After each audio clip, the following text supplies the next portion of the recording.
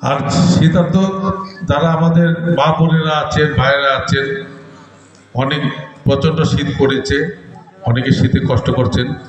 আপনাদের জন্য যৎসামান্য আমরা দলের পক্ষ থেকে আয়োজন করেছি। এটাই আপনাদের জন্য যথেষ্ট নয়, পর্যায়ক্রমে আমরা আরও চেষ্টা করব।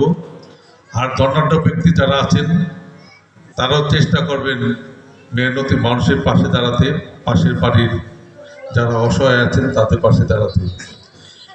সর্বশেষ সকলেই আমাদের দেশনেত্রী বেগম খালেদা জিয়ার জন্য দোয়া করবেন।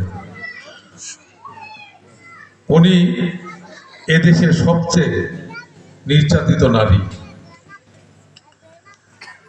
এই বুড়ো বয়সে জেল খেটেছেন, সন্তান হারিয়েছেন, আরেক সন্তান দেশের বাইরে অবস্থান করছেন 17 বছর যাবৎ।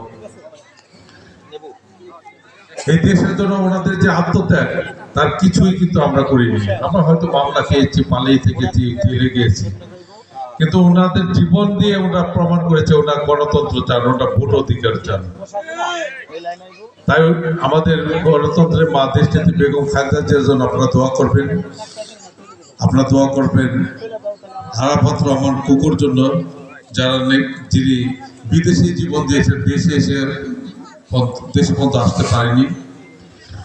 আপনারা দোয়া করবেন আগামী দিনে রাষ্ট্রনায়ক জনাব তারেক রহমানের জন্য।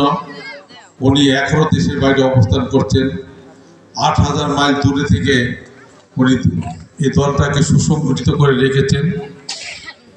আমরা দোয়া করবো ওনার জন্য, উনি দেশে এসে যেন আমাদের উপস্থিতির যেন এই দলটাকে আরো সুসংগঠিত করেন এবং দেশ পরিচালনার দায়িত্ব দেন। যাই হোক, আপনারা সকলে ভালো থাকবেন, সুস্থ থাকবেন।